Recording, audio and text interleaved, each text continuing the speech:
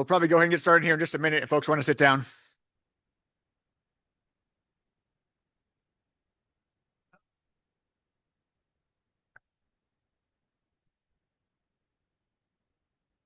All right, I'm going to go ahead and get started while people are sitting down.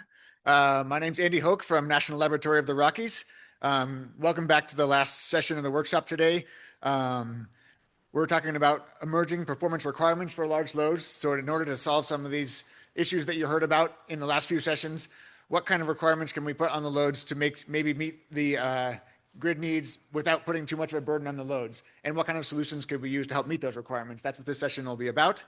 So we have first Hasala Dharmawardena from NERC, who will talk about NERC's action plan for large loads. Then remotely we'll have Doug Fuller from Southern Company to talk about their perspective on emerging performance requirements for large loads. Then we'll have Scott Heath here from Microsoft, obviously a large load owner. And so what issues do they see with their with large load requirements? What type of requirements make it hard for them? Which ones are maybe more amenable? And then we'll have remotely Flemming Johansen from Schneider Electric. He'll be joining in from Europe, so I think he's middle of the night his time. Talking about Schneider Electric solutions to make grid-friendly large loads. And then finally, Mike Simpson from On.Energy. You keep hearing about some of their work with us at NLR, so he can talk directly about that in terms of their solution for making large loads grid-friendly. So with that, let's go ahead and get started. First presenter is Hasala. Go ahead whenever you're ready.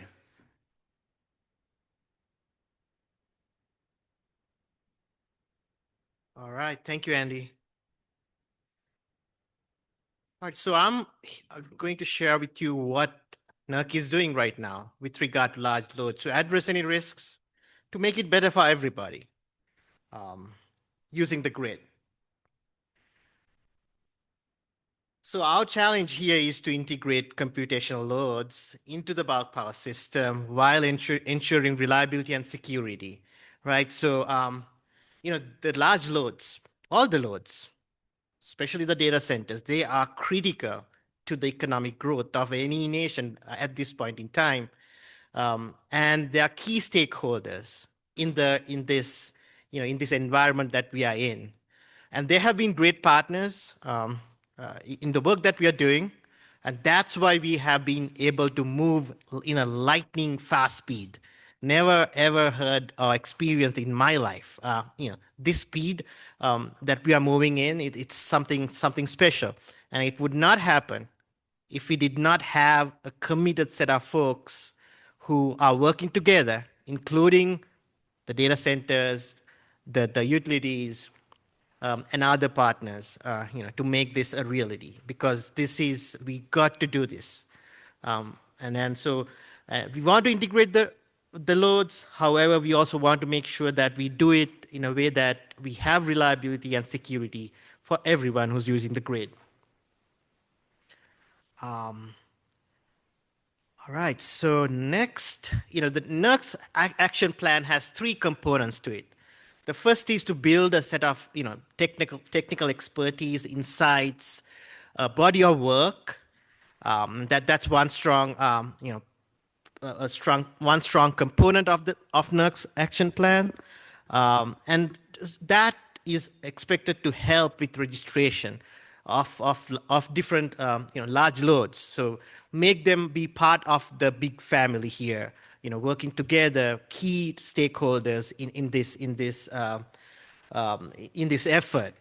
So registering them, identifying and registering them in the NERC ecosystem, and then helping them with standards, providing them standards that they can follow, so that we can all be successful together in this initiative. So, all right, so I'm going to share the 3 components in the next slides of this presentation. So technical insights. When we started off, we didn't really know anything about data centers, right? But folks like Brian Heber from Vertiv, Scott Heath from Microsoft, and many others from the data center world really helped us understand what centers are, what the different layers of those are, what the different flavors are, because there is no getting away from it. We need to understand the data centers at a very high, high depth. We got to get a strong understanding of how the data centers work, and we need to also help them understand the grid to a certain extent.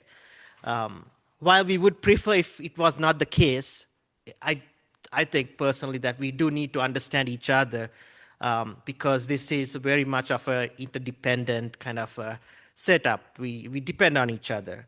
So we need to understand each other. All right, so everything started with this incident, 1500 megawatts of load lost, and most importantly, not a spot load, aggregate load loss of 1500 megawatts, 60 load nodes working together, common mode. So just keep that in mind when we talk about registration. We are always talking about the aggregate impact. So it's not the impact of a single load, but the impact of many loads working together. So this was the first event that opened our eyes, but keep in mind also that this is not the reason, or this event by itself is not the only reason why we do what we do right now. This was how we found out, or it got our attention, and then we did some work, and the work was focused on the NERC's Large Load Task Force, which converted to a working group this year. It's led by Eric Meyer. He was sitting right here. So if you have any questions you want to ask about how to contribute, that's the guy you need to talk to. So they started with characterizing the risk, right? So the Large Load Task Force, they characterized what the risk was. Because this is a new load, you need to know what this is, right? Understand what it is. We don't know what a data center is. At this point, we did not. But all the stakeholders got together, and the industry getting together, and they characterized the risk. Then there was work done on assessing the gaps. So we know what the risks are. We know where what is covered right now within the current framework. So the next white paper provided an assessment of the gaps.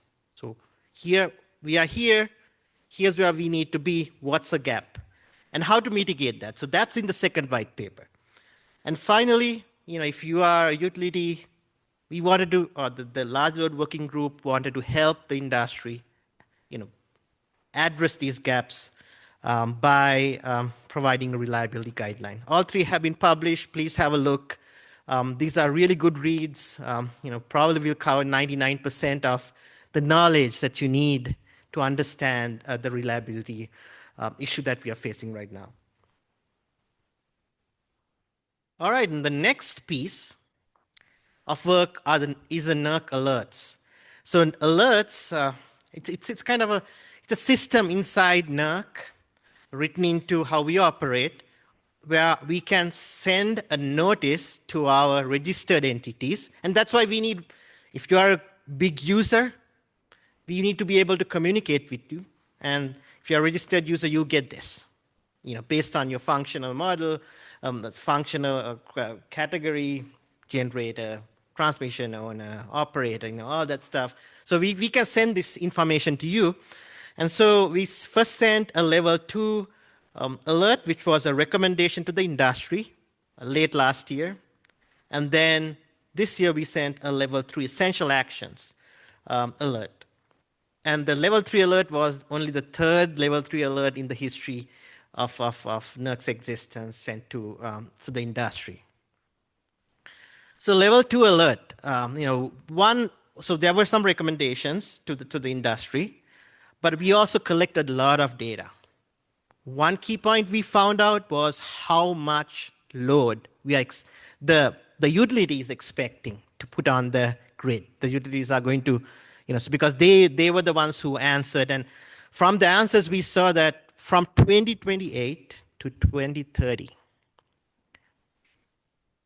when we added the numbers up, we had 300 gigawatts of load increase. What was reported to us through the alert. And those reports, there's a report that we published this year, summarizing all that information. But I just wanted to highlight, 300 gigawatts. So just take 10% of that, and just 30 gigawatts in 2 years into the grid. That itself, by itself, is a significant, increase in load. And then the level 3 alert. So once we saw that data, we really needed to share, the information it was critical for us. So we worked really fast, gave 7 near-term mitigation actions. So right now it's published. It's expected to be, the deadline for the registered entities is August 3rd. So it's still, you have to submit the answers to this. There are some requirements that you have to do if you are a registered entity. So these were 7 essential actions focused on modeling, studies, fault recording, commissioning, operations, protection, and control. So critical actions that you got to do. For example, modeling, model IT load and motor load separate. Very simple, right? That's what Kazun was talking about a little earlier, right? So aggregate it in a way that it makes sense. Do not do it together as one, because if you have a 1 gigawatt facility, maybe 400 megawatts of that at a certain time could be cooling load. So, so you got to characterize it, correctly, just like Brett was saying, that would be a diode interface to the front end would be a diode interface, different characteristics. So let's not put everything together. And then, so there were 6, these are the 6 buckets we had shared. I think it would be interesting, so have a look at that alert document. So with that, we had white papers, and then we go into to the registration. So we are building a bridge with this knowledge towards registration, and then for standards. The other piece of the knowledge gap that we addressed, there are other stuff. Say the load modeling working group of NERC is helping with modeling and studies. There's a technical reference document on data center load modeling that will probably be published next month. The model validation white paper, and also most importantly, there is a workshop for free for everybody that NERC is hosting September 15th and 16th, I think, 2 half days, where we'll try to help the practitioners get started with data center load modeling. Very much of a hands-on kind of experience, So that's what, and we plan to record it, but a great opportunity for anybody to ask questions from the subject matter experts. All that information will be in the LMWG web page of NERC. You will also be able to join the LLWG through the web page, and you can send a request in. All right. So with that, registration. Why register? Because we need to identify the participants in this process who can have an impact on the grid reliability, right? So that's why you need to register. And then we need to have very clear criteria on who should we register. So that is what we are determining right now. And then when should we register, right? When? So once these register criteria are developed, and you have to go through some rules of procedure changes and all that approved by FERC, that's when these will come into play. Will be so that's time it will be effective. So and then how? So the way registration works is that our colleagues in the regions, so ERO Enterprise as we call it, 6 regions with NERC, they are the ones who will be making sure that we get the registration work streams going, implemented. All right, so what's the registration criteria? If you at your house, or if you are owner of a at this point in time, it's all draft, and this is what I heard was that this is going to change for sure from them. So the registration team at NERC said that this is going to change, but what was posted was 60 kV or above, 20 megawatts of connected load, at 60 kV or above. And the third criteria is you need to have at least 1 megawatt of computational load. So all three should be satisfied at this point of time based on the draft criteria. So this is the draft criteria, right?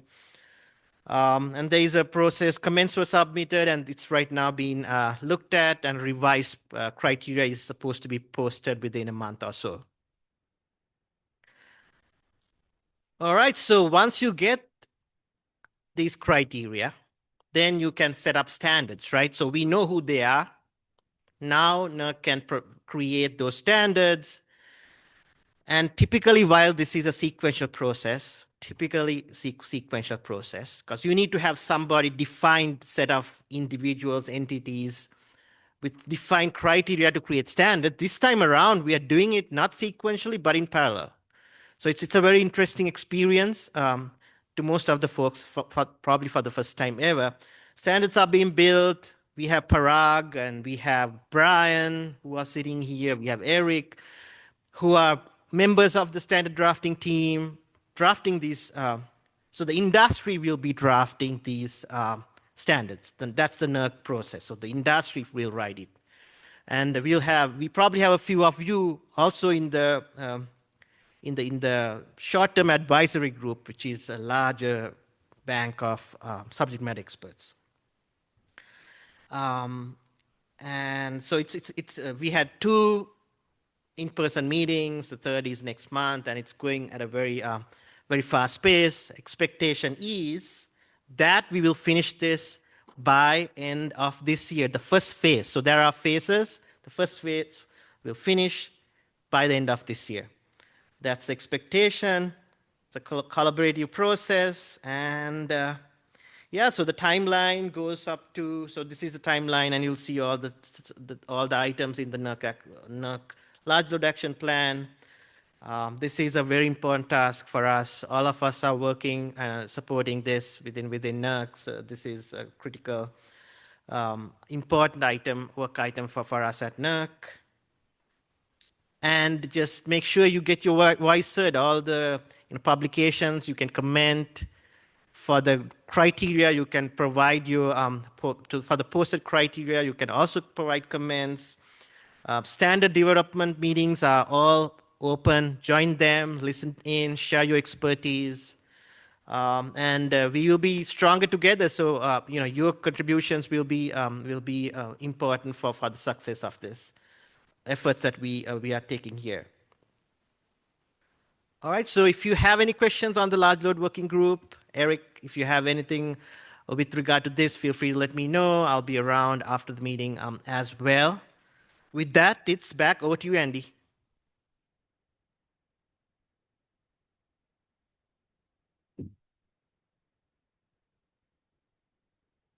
Thanks, Hasala. In the interest of time, let's go directly to Doug. Doug, are you online? Doug from Southern Company will talk to us about their perspective on these performance requirements. I am. I'm online. And I'm going to try to share my screen now.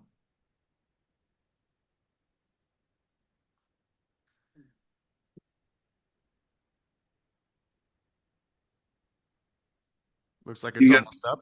Just a sec. There we go. Yep, perfect.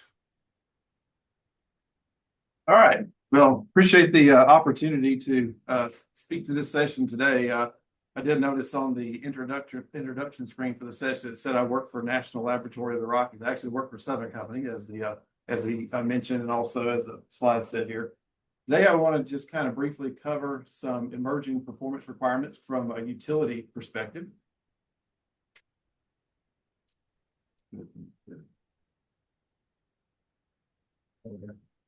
As some of you may already know, Southern Company is a vertically integrated utility in the Southeast that serves load through operating companies in Alabama, Georgia, and Mississippi.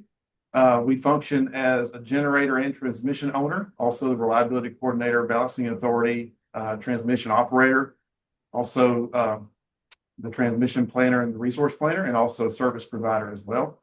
Right now, our service territories are, like many other grids in the country right now, experiencing strong large load growth, computational loads, data centers, crypto facilities, and even some traditional manufacturing facilities that are very large as well.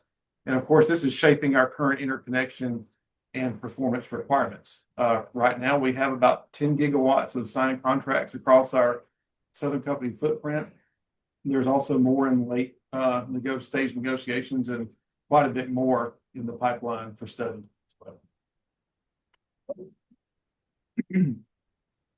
Just a little bit about kind of our reliability strategy. There's kind of three pillars, as you see here on the left. We have our technical requirements that are actually posted on our external facing Oasis site. In that there are requirements for modeling. It lays out the plan for studies and performance expectations. We also have a posted integration process to integrate large loads seamlessly into the grid, as well as specific milestones for data sharing, collaboration, coordination, and finally, just ongoing coordination after commercial operation has been achieved. So that's kind of our overall reliability strategy.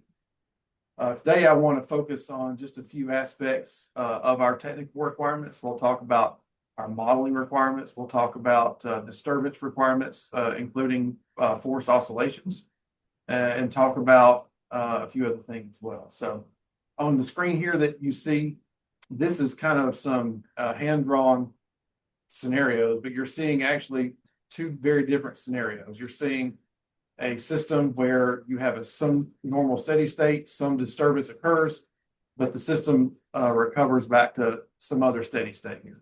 On the bottom, you see something similar. You have a steady state condition. There's some kind of a disturbance. It could be a fault. It could be switching. It could be something else. But then you see that the system does not recover. You see voltage collapse or something like that. That's really shown to highlight the importance of our load modeling requirements. It's really impossible for us to plan for the stability of the system if we have bad data or we have incomplete data with regards to large loads.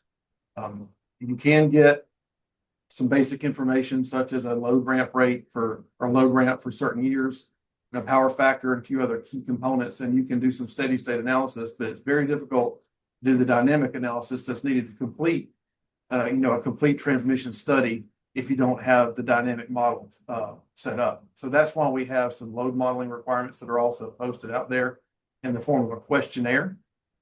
We give those to our large load customers and ask them to fill them out so that we can actually plan for the stability of the system. So the key takeaway from this slide here is that if we have incomplete data or assumptions, which we frequently have to start off with, it could actually lead from simulation results that differ significantly from the actual system behavior. We may have simulation results that show that there's no problem, that the system can recover fine, or we actually could get results that show that everything is not okay, that we need major upgrades, maybe in the form of expensive lines, new auto transformers, even StatComs and other fax devices, when they're really not needed. So that's really the importance of our load modeling requirements. And this one is a part of our dynamic studies. We actually look at voltage and frequency ride-through. So you can see that we have a portion, that's our portion of our load modeling requirements questionnaire in the upper left. I've made up some data and put it in there, and the customers will fill that out. And as a part of our dynamic studies, we will actually look at the effect of dropping large amounts of load. It could be one facility. It could be multiple large facilities, and we look at the impact both on voltage and also the frequency. In this graphic in the bottom down here, you can see, I don't know how much we dropped in this example, but I think around maybe 7 gigawatts. It was kind of a fictitious example. But you can see the voltage shoots up to 112%, settles back down. I do not have cap banks modeled in this, so the voltage would actually go a little bit lower. And then this is the effect of reconnecting it down here, and you can see it drops. If we have issues with dropping load, both either on the voltage and similar, analysis for frequency, then we'll have to work with the customer to mitigate that. Either we'll have to install, dynamic support devices, or we'll have to get them to adjust their ride-through settings and things of that nature. We'll actually look at dropping load under disturbance conditions or no disturbance, just sudden load loss. Talk a little bit about force oscillations here. Obviously, I think everybody is well aware that oscillating loads that have, variable active power demand like this, that's rapid over just a few seconds, can actually drive oscillations in the system. There are several key concerns, ranges of concern, I would say. Here you see from about 0.1 to 5 hertz. These are kind of the lower frequency oscillations, generally, Eastern interconnection type modes that are in the background normally. But if the large load injects a frequency that excites one of those, you can get wide area oscillations that go over tie lines and actually resonate in neighboring grids. We have inter area oscillations where you might have swings that occur across our balancing authority area, just across Southern Company's footprint, and even just local oscillations within plants, one unit swinging against another. Another range that's of concern to us is the 5 to 55 hertz range, which those are modes that are associated with mechanical resonance frequencies of specific generating units. They all have different resonance points, and then if a large load comes online and it excites one of those, then you can actually get mechanical damage, so torsion or twisting on the generation shaft, and that's cyclical. It can actually accumulate over time and cause damage, permanent damage or failure of the generating shaft. So we've actually established limits that are posted in our technical requirements. From the 0.1 to 5 hertz range, we have a 10 megawatt limit. And then from the 5 to 55 hertz, 2.5 megawatts on it. Another thing that we have posted in our technical requirements is power quality. Data centers, computational loads could contribute obviously to harmonic distortion.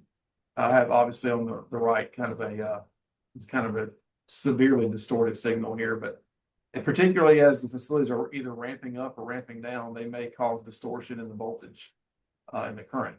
And also crypto facilities might cause that as well. So we actually have posted power quality requirements, and when the facilities go online, we will actually monitor them through power quality monitors and see if they're actually contributing to power quality issues, harmonic voltages, harmonic currents, flicker.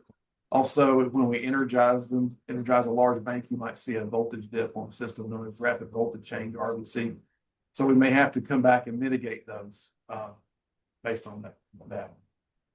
So that's kind of a high level of our utility concerns from our performance requirements, but I think we'll be doing questions at the end. But I'm ready to kind of pass it back over to Andy at this time.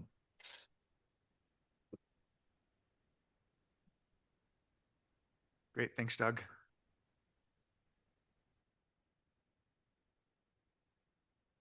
So next we'll hear from Scott Heath from Microsoft.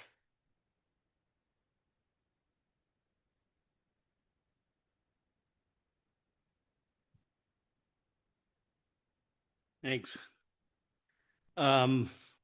This is the most boring slide set, I guarantee, of the entire presentation. This is the most exciting. Well, I'm going to say this is the most exciting part, right? This is from a public release, so nothing secret here. This was by, I think, Brad Smith, the well-known Microsoft exec. You can look this up, using Bing or some other low-quality search engine. Just look for, Microsoft in Wisconsin, and you'll find this picture. It was a big data center. This is an order of magnitude bigger than anything we built in the past. And I've got one of these completely populated. I've got this one half populated. So we're talking about requirements showing up. I'm talking about operating gear. This is bad timing, right? For me, this is very painful. I'm going to go on because I can't remember exactly what's on the next slide, but here's my, want some cheese with that wine. And Hasala told me, I saw your presentation. It's pretty cheeky. Yeah, it is pretty cheeky. I want to inject some levity here, but boy, I'll tell you, this is not an easy place to be, right? I'll tell you a little story here. So, this is our 5th generation of large language model gear. First generation, I've worked on every one of them. 2022, we had a couple colos worth. How much is a colo? A colo is about 5 megawatts. So, no big deal. Was a big deal for us. I mean, we fired this thing up and the UPS is shut down like that. Fired up again, UPS is shut down again. Had no idea what was going on. So, a few power quality meters later, and I went, oh, this is doing a lot of things all at the same time. So that was my first introduction to, hey, what does a training model look like, a training load look like?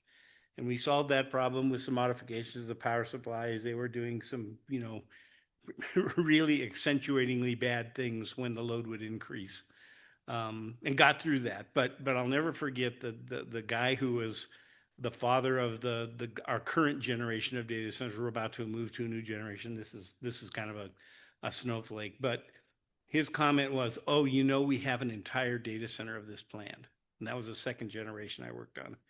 And I saved the email where he said, "This will never work," and he was part right.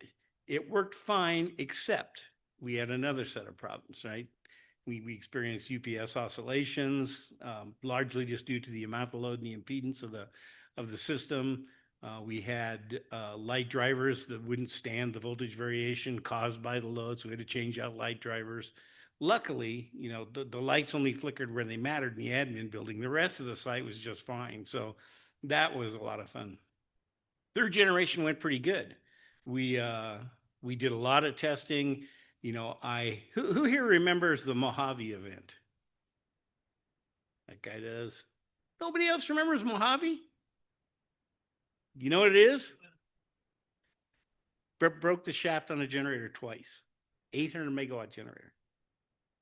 I know this because it was a GE generator, and I went to work for GE just after that happened. So this was top of mind for everyone. We were just developing power system stabilization, this method of modulating the field so that you can damp out oscillations.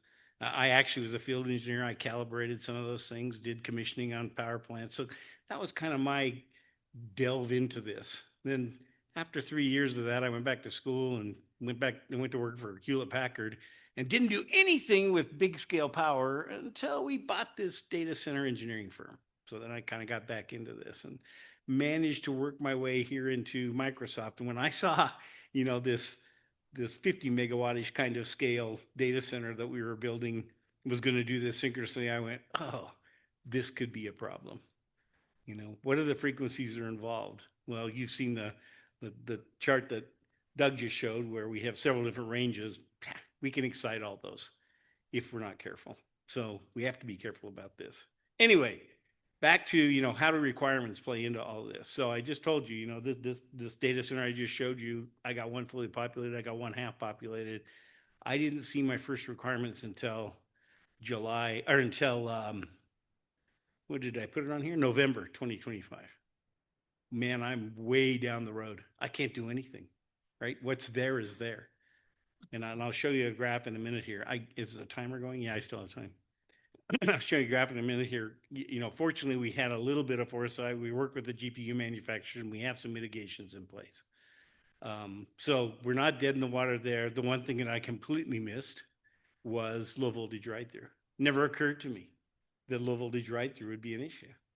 Why? Because we've had the same UPSs operating in the same manner since the beginning of time. And when I, somebody said this was the instigation, I think Hasala, you said this was what kicked everything off. That wasn't what kicked everything off for me. It was these misbehaving UPSs. But, yet another thing to be concerned about. Now, luckily, the subsynchronous oscillation part of this, which was what consumed me, is only applicable to training loads, large language model training loads. That the bad news is all these big data centers are doing large language model training, because the bigger the model, the more competitive I am in the world of providing you answers when you ask a question, because I know more about the way things work and are interconnected. So more and more variables. What does it take to do that? More and more GPUs. So it's a race, right? The race is how many of these things can I put online and have running the same training job simultaneously. The downside is that does bad things to power. So we got to do something in the middle there. So low voltage ride-through here, I've got this, couple bullet points down here, greater than 10-to-1 variation. That's what I see when I see these requirements. I was operating a data center. I ran with more than a year for 30 megawatt variations. Those waveforms you saw, those are my waveforms. And nobody said a word. I couldn't even argue the power company in some sites into paying attention. That's 30 megawatts. We don't care about 30 megawatts. And now what do I see? I see less than 10 megawatts in some cases.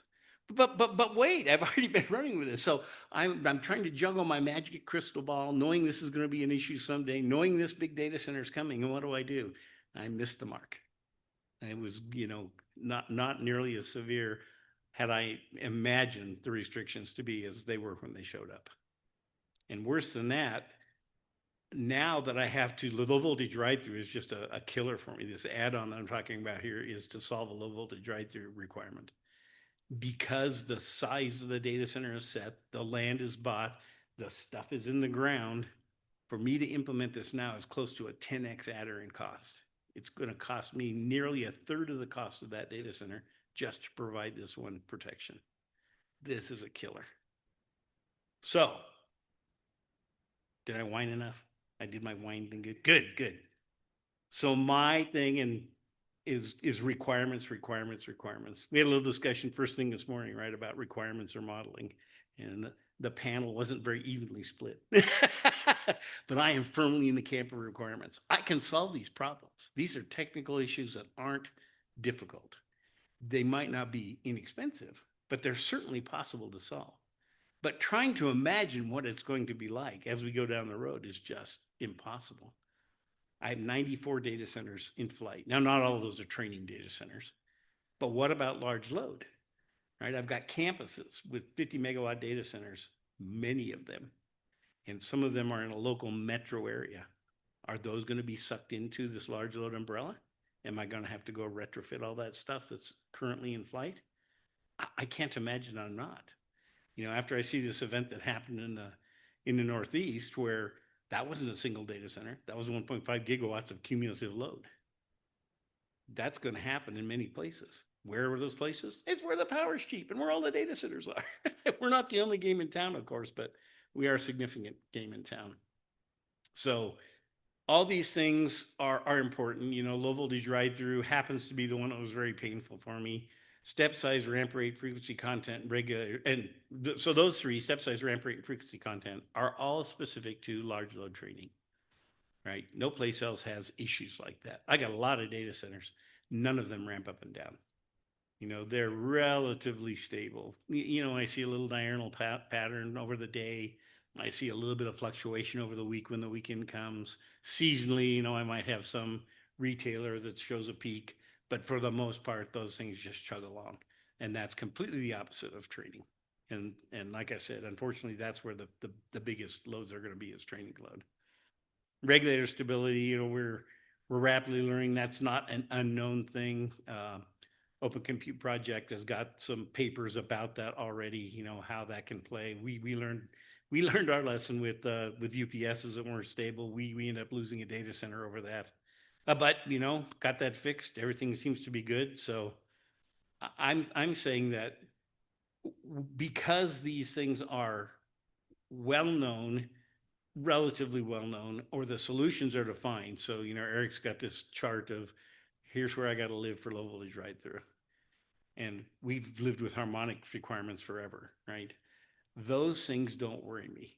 So all these studies, I'm hoping we can't eliminate them, but we can do with a much simpler model up front. And Brett's a big proponent of this. We've talked about this extensively. You don't need to know exactly what model UPS I'm going to use because I don't know it. At the time that I see these requirements showing up on this life cycle, I have no idea. It could be one of many different vendors. They all have their own particulars. But the particulars are not important as long as I'm outside that curve. Can you ride through for this amount of time? Yep, done. Can you ramp load back on for this amount of time? Yep, done. Now, will I have to prove that eventually? Sure. After we pick that UPS, then maybe a study is warranted. But largely, I can give you that data with testing. So, if the test fails, then it gets harder, right? Then we need a model to figure out what we're going to do about it. But boy, don't ask me for a lot of detail early on in the game. I just don't know it. So I've already talked about that, right? Model development is onerous. It is very difficult for us. But we don't know what we're doing, right? We've never done this before. All this grid level power study stuff is completely new to the data center industry. We don't do any of that. Harmonics, what do we do for harmonics? We tell the vendor, you must meet this. And we do some testing to make sure that they met that. But, impedance at every different harmonic all the way up to the 50th, we don't do that. We have done it now, but we've never done it in the past. So it's taking a lot to get going here. Now, that was a fast slide. So targeted testing, I want to put a plug in for. We've done a lot of targeted testing.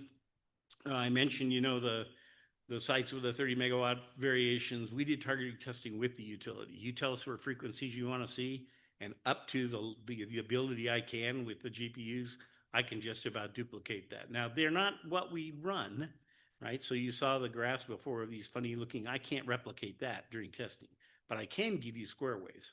And square waves are pretty much a worst case, right? Frequency content's fairly well known. I can give you very repetitive frequencies, and I can give you almost full magnitude that you'll ever see. So we can probably do a lot of things to answer questions that we have today by doing some targeted testing now. And so far, my operations folks who desperately want to use this have been very accommodating. They'll give me a data center for half a day or a day and say, okay, we'll put up with your silly testing, but we got to get back to making money here. So I'll put a plug in for that. I think that that's a very valuable thing that for us certainly, and hopefully for the utilities as well. And I asked Doug that. Doug we've done some testing with him as well. Let's see. Commissioning inwardly focused for us. We've never done commissioning with the utility in mind at all, right? We only care about does the equipment do what we ask the equipment to do, not the impact on the data center. And it's typically very small chunks, right? Somebody put up a picture of a data center earlier this morning that showed two buildings on a site for a third. Each building had 5 different colos. Each colo's got 4 cells in it. I know a lot about that building. Those are typically commissioned a colo at a time, which isn't that much load, 7 megawatts or so. So pretty immaterial during the commissioning phase. And, to go, rent or buy all of the and connect up and do the work to do, load banks for all that stuff before you have gear. If I had to do the whole data center, that's not going to happen. So we do it in pieces. We turn it over in pieces. We start occupying in pieces. Okay. Told you I had a graph. This is the other exciting slide. This doesn't get any more exciting than this, right? So this is a mitigation that we are doing today. Literally I just grabbed this within the last couple weeks. So no scales. I'm not going to tell you how big this load is, but it's applicable to no matter what size your load is, right? This is a function that's built in. I'm going to use my pointer here. A function that's built into the GPUs. And what's going on here is basically everything is idle in the data center. And then a load starts. And when we start the load, we use the ramp function that's built into the GPUs. So that's what's happening here. And long about, some period of time after we start the ramp, actual load starts. So you can see the line gets a little bit thicker right there. But the amount of perturbation that's allowed is controlled by what that ramp is, which sets the minimum load, and what the top is, which sets the maximum load. Then once we've ramped all the way up to what we think our median power is going to be, we limit the amount the load can fall. So this is minimum power floor. In NVIDIA's terms, it's power smoothing, I believe. And so what we're actually doing here is keeping the load from falling down, right? Normally without this, these things would be dipping back down about to this line. So it's a severe reduction in the magnitude of the perturbations. It's not good enough, but it's pretty good, right? Not good enough for the standard or for the requirements that we're given. What's good about this is it's working today. What's bad about it is it costs energy, right? If I was to let the load fall every single cycle, I don't use those watt hours. But if I don't, I do. Now, I saw a lot of solutions that were just presented in the last session, from UPSs to eStatComs to BESSs. I've looked at almost everything. I am fairly convinced that using a solution for both the for both mitigating these perturbations as well as low voltage ride through is a wise thing to do. right? I don't want to buy energy storage in more than one place. And I think a combination of load ramping, which I can do with my GPUs already, and energy storage allows me to minimize the amount of energy storage I need. Because, you know, if I, oops, I keep pushing the wrong button, sorry. If I had to do this with energy storage, that's a ton of storage. But if I did this with load ramp and then I got rid of all the fuzz up here, which the fuzz, by the way, this is an FFT of the fuzz. I put it up here knowing full well you couldn't read the numbers, but it's basically 0.1 hertz over here, 60 hertz over here. So this is a distribution of the frequency spectrum that's in that. And you'll notice it falls off with time. That's kind of a characteristic of the load and the power supplies. I mean, with time, with frequency. But there is content in here that can excite all those modes that we talked about. Shaft modes, local modes, intertime modes. So we have to do this correctly. Okay. In closing, I already blew my big line by advancing the slide like 3 times for you. But it's requirements. And I am so happy that, you know, Julia brought that up today. Yay. Tell me what you want. I'll give you what you need. That's an old song, but that is, I think, where we need to get to. Thank you. I don't do anything else.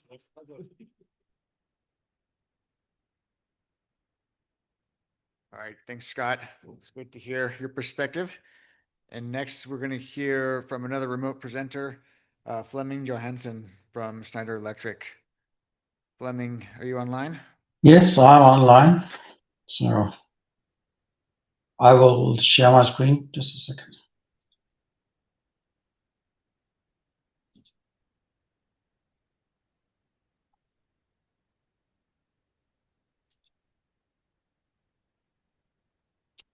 And do you see my screen? Yep, we see it. Perfect. Go ahead. Okay. Yeah. So I'm going to talk a bit about UPSs, right? Because making data centers grid friendly is the headline of this one. But basically, all the requirements that we are seeing for data centers, a lot of those are actually flowing down to the UPS, because the UPS is one of the components in the data center that basically can be used for solving some of the issues. And I'll go a little more into that. But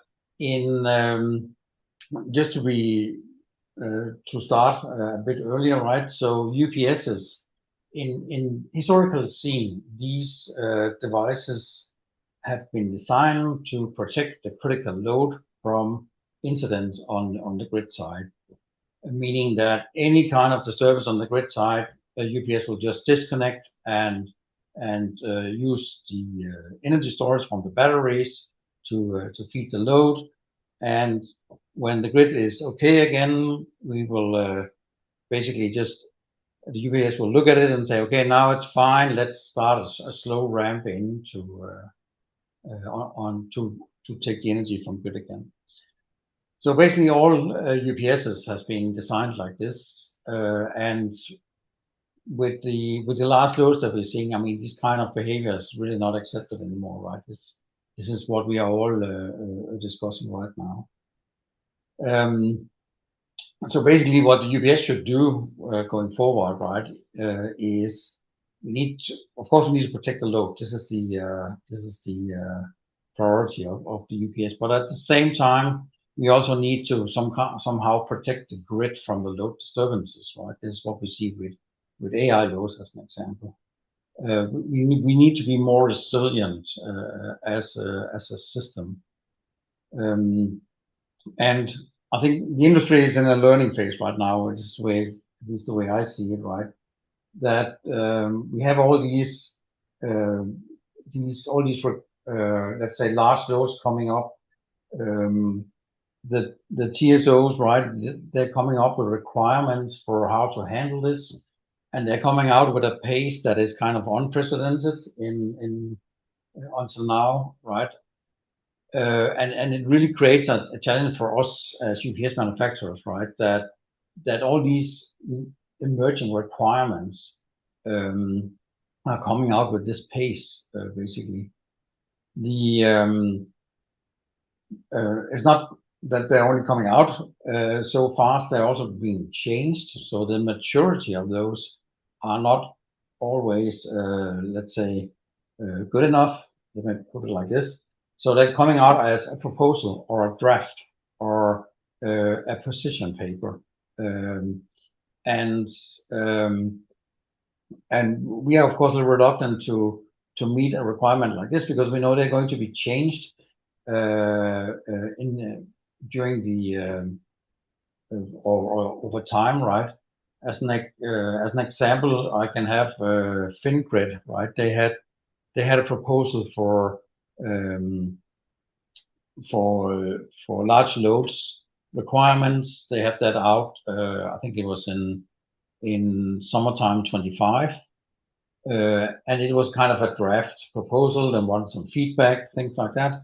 And on this Friday, the 12th of June, they came out with a new version, and this is applicable basically from last Friday. So now we need to look into what was actually changed since the original draft. So what we really would like is that if some of all these requirements are coming out, some of it could kind of be harmonized, because as a producer of worldwide products, this is being quite a journey to figure out about if we are compliant to all these different requirements. Just to give you a couple of things, I tried to split up the requirements that we see in what I call common requirements, which means these are requirements that we basically find in all the regulatory that we see, and then what I have called special requirements. These are, some of them are specifying this, and some are not specifying this at all.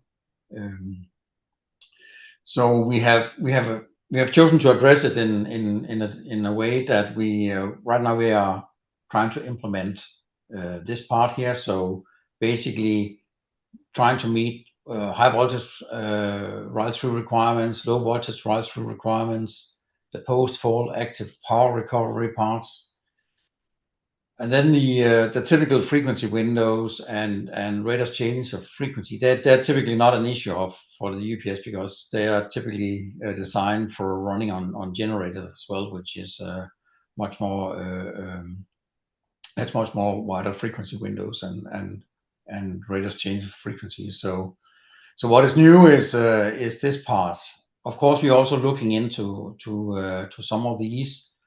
One of the things which I think is also being part of this workshop, right, is the PS-CAD models.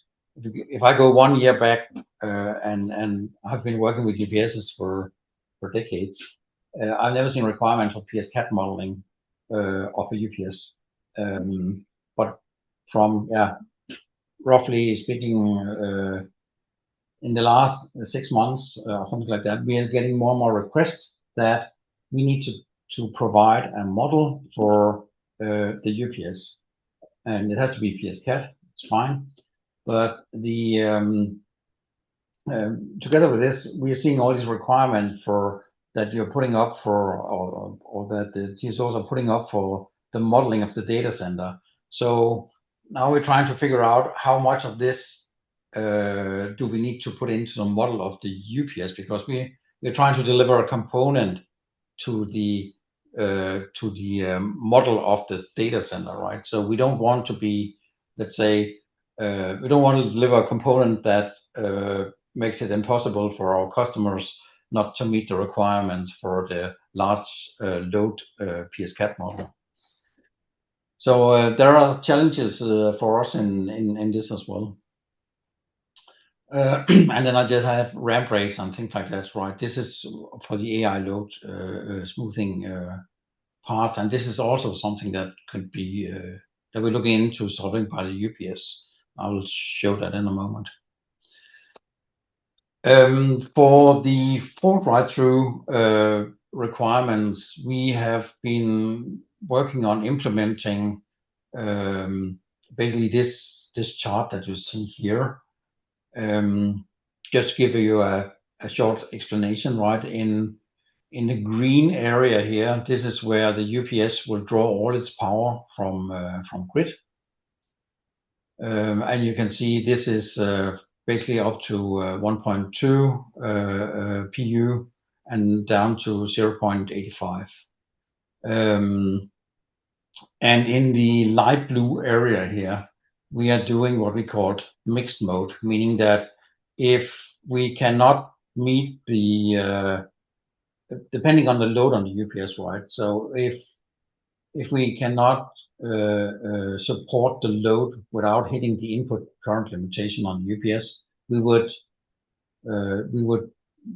take the energy from the batteries and basically run in a mode where we have split the power from grid and from battery. And in the gray area here, this is something that is basically quite new, which is what we call the low voltage write-through zone. Means that we are basically taking all the energy from the battery, but we are not disconnecting from grid. So we're not opening the input contactor on the input side of the UPS. We will do that if we hit the dotted line here, and then get into the yellow area, which is the so-called battery operation, which is known from UPSs from today, right? Where we are disconnecting from grid and taking the energy from the battery. So this is the behavior that we are going to implement in our products. Some are in our UPS products. Some of them are already having this functionality. And I have to say this is for our Galaxy V series. So this is kind of the graph that all UPSs as a minimum should be able to comply with. There are, of course, differences in our different families of UPSs, and some of these limits are like the high voltage write-through are based on, or the limitations are based on how the hardware was designed at that point. So there will be slightly different behavior on the different families. I also tried to map in the requirements. Now this is NAM specific, right? So for at least the 4 regulatory parts that I know of for NAM. So the red one is the ERCOT fault write-through curve. ERCOT is applicable since November. Then I have SPP, right? They have in August 25 issued some requirements which are still in draft, to my knowledge at least. So I think it's behind the red one here, and it's up here at 1.2. And you can see there's also one here like AESO, right? Here we don't meet with all our UPSs right now the high voltage write-through requirements. But again, this is a draft version, at least to my knowledge at this point. And we try to implement right now what we can do without changing the hardware. So we could basically also do upgrades on already existing installations to the point of the previous speaker, right? If they already have installed the equipment and so on, going back and do something for the fault write-through, we could do this by firmware upgrading the systems. Just to show you that the requirements that we are facing, and again, these are only the low voltage write-through, high voltage write-through, and the post-fault active power recovery. So I just showed you the 4 in NAM that I'm aware of. right now. And then in Europe, the picture is even more blurry. I know there's also one from Spain coming up, from Portugal, from Belgium. So, and they are all different, right? They have small variations. In Australia, it's the same, right? We do have variations on those. So that's just to say that that is our biggest challenge, right? That we need to keep an eye on all these and make sure that we are adjusting during the path for UPSs.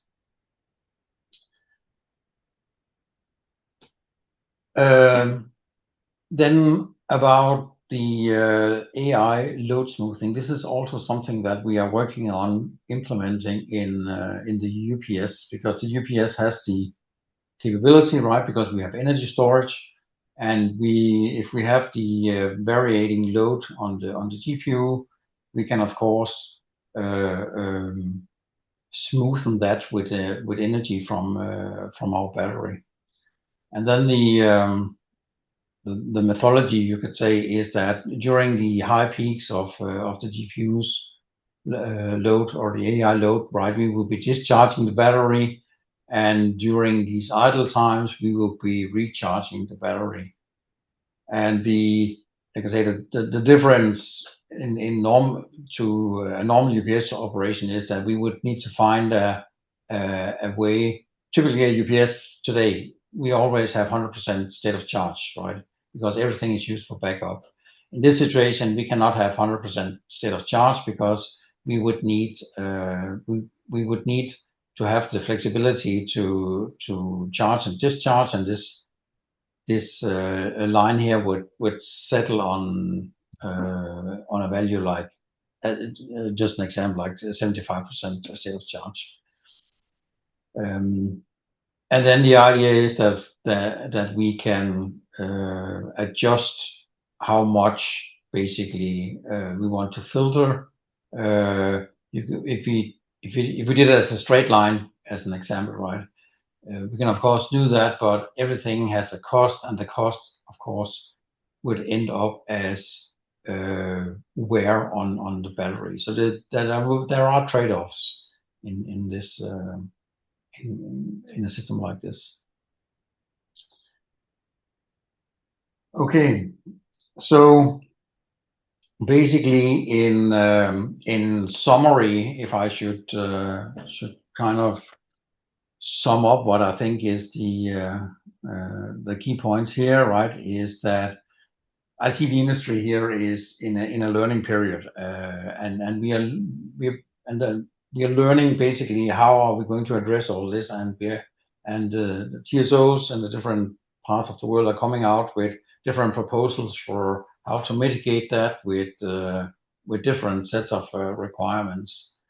And as a product provider, we of course need to adapt, and somehow we need to adapt at the same pace, which can be quite challenging, because as I mentioned, we're trying to do worldwide products, right? We're not doing products for a specific region in name or a specific country in Europe, right? So we have to adapt to the whole set. So that's why, again, harmonized standards would really be something we would see to with very positive eyes, right?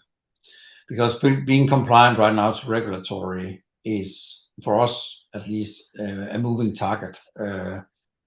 And I think also what's mentioned, right, when even though where we have draft requirements, our customers are asked to meet, or at least give a date when do they meet these draft requirements from a TSO. And again, this is very difficult to us to say, because they could be changed 3 months from now, right? So this is hard to give our customers a thumbs up to compliance to these moving target regulatories. So the only way we can do this, right, is we keep monitoring all this regulatory, and we implement functionality like you saw on FRT, and then we would see what is when we have done that and released that, what is the next iteration that we need to do to or build in of functionality into the UPS. Do we need to build more in of these additional functions, or are they better solved outside? This is the journey we're on. And again, I can only emphasize that harmonizing the standards of the regulatory, this will really help us as a product provider, right, for this common journey we're on. Okay, and but that was my last slide. So Great. I'll hand over to Andy again. Yeah, thanks, Flemming. We'll hold on and take some questions at the end. Okay. And then last is Mike Simpson from On.Energy. Welcome, Mike.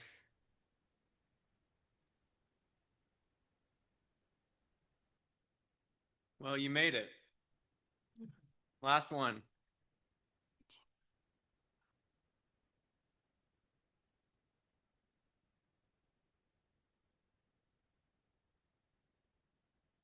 Great, thank you. Thanks everybody. Thanks for having me. Usually I don't make it through the door on meetings with people this smart in them, so it's an honor to be here. My name is Mike Simpson. I lead R&D for On.Energy. For those of you who aren't familiar, I'll give you a brief intro, and then really happy to show you some of the work we've been doing to help ensure that we've got confident solutions for some of the things we're talking about. Certainly not the only solution, but something that can address a lot of the issues we've been talking about today. And I want to talk to you about our approach of how we're validating this. So again, if you haven't heard of us, we've been around for about 10 years, but a little bit not quite household name, especially in the US. We focused initially on commercial and industrial energy storage systems throughout Central and South America. Came into the US about 4 years ago. But what's happened over the last year has been a bit of a wild period for the company. We had developed some solutions for some industrial customers that operated in areas of the grid that were not so trustworthy. And so we had built energy storage solutions that were focused on reliability, resilience, and found out about a year ago that's what a lot of data centers could make use of. So we've been expanding rapidly and ensuring that we can scale to meet that need. Today, we are delivering gigawatts of these solutions contracted, and I'm happy to show you again what we're doing here. So don't need to spend much time on this slide. This has been repeated over and over again. I think, you know, the way I think about it is that we're potentially talking about a city's worth of energy operating in unison, blinking on and off the grid, strobing, and seeing what happens to other devices on the grid. And so this is a solution. This is an issue that of course we need to be addressing. And I'm thankful that we've got forums like this so that we can bring together lots of different minds, because it's not an easy problem to solve. So our solution is based on a double conversion UPS. We've been talking about it a lot today. We're doing it a little bit differently. We're deploying it at medium voltage. This is really designed to be much more of a gateway to potentially an entire facility, like an entire data center, covering both the computing load as well as the mechanical loads on that system. And it's being done using utility energy storage grade equipment. So this is equipment that's very much designed to perform underneath all of these different both load scenarios and grid disturbance scenarios. So we're able to do that again at scale with the economies of scale, the reliability of that scale, and bring that to data centers. So, like, I think developing a solution like this, I mean, UPSs have been around. I think what's important again is that we're able to demonstrate how these solutions are addressing the problems that we've been talking about, and the first issue is making sure we've got good models, right? We've been talking a lot about models. I think it's so we work with National Laboratory of the Rockies. We work with a lot of different consultants to make sure that we've got good models. validating across all kinds of criteria, including voltage ride-through scenarios, as well as subsynchronous oscillation scenarios. One of the benefits of bringing, actually, if I go back, one of the benefits of bringing a medium voltage solution into play is that this can then become a much simpler model for interconnection compliance. So if you're looking at the left half of the diagram, basically the PCS on the left, that's the only thing that needs to be modeled. There's no need to model the VFDs on the mechanical systems. There's no need to model whatever UPS might be downstream in the low voltage system. If there even is a need to bring a low voltage UPS in a scenario like this, there's no need to model other building loads. The only model is a single converter, and that's a converter that's been, we use converters that have been modeled extensively through IBR plants throughout the last decade. So we've got confidence in those models as well. But we're going a step further.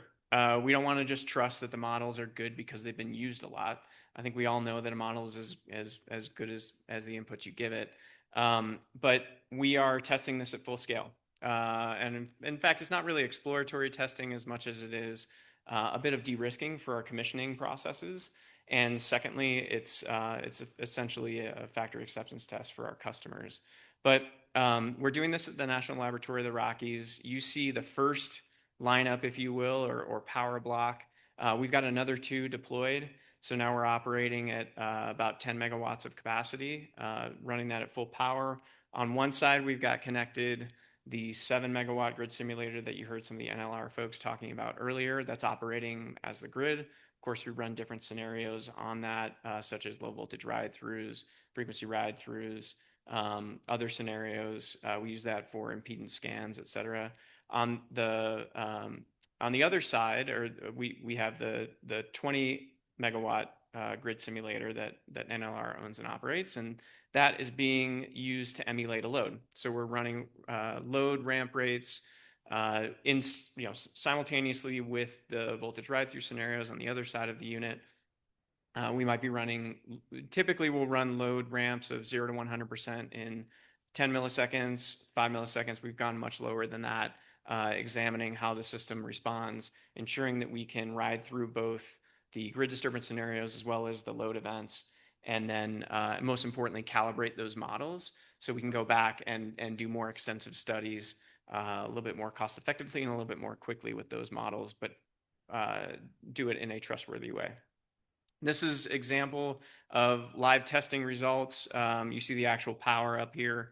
The system's rated for 3.5 megawatts, but we were testing it just slightly beneath that here. So in each graph, the yellow line is what's being read on the load side of the UPS. That is on the top graph, that's voltage, on the bottom graph, power. The blue line is what the grid sees. So this is a typical event where I'm not showing an AI load profile here, but we've got data that we'd be happy to share with anybody if you want to follow up with me later, where we're simultaneously doing the same thing with an AI load running. But during a voltage fault scenario, we basically programmed in a staircase profile for the ERCOT the ERCOT low voltage ride-through event. And you can see the plant ride through just fine. We come out of that, and once we reach 80% voltage, the load returns just as expected, basically immediately at that point. I wanted to zoom in on some of the power quality that we're able to maintain on the load side during these load steps. So in this case, a little under a 10 millisecond load step, we're able to maintain IEC 62040-3 class 1 performance limits. These are limits set specifically for UPSs. So we maintain, it's greater than, or I should say less than 30% deviation in voltage for the first few milliseconds, and then returning to a nominal plus or minus 10%. So this graph is on the x-axis, we're running just not quite a full second of time. So just to give you a sense of what's happening here, the load's ramping up to 3 megawatts. Again, this is actual test data at load, not a model. And the voltage returns as expected, just To the right of this graph is where our secondary control loop kicks in and adjusts that back up to the actual nominal voltage, not just sitting down there at about 5% low. And this is, of course, just a snapshot of our live test data during some work we were doing at National Laboratory of the Rockies. We're really pleased to be partnering with NLR on this, one of the unique places in the world where we can do this kind of work, but feel it's very important to make sure that we're going through all of these different stages to have confidence in our equipment. With that, I tried to keep it short and sweet. I'd love to have questions, conversations. Hopefully that gives us a little bit more time for it, but thank you very much for your attention.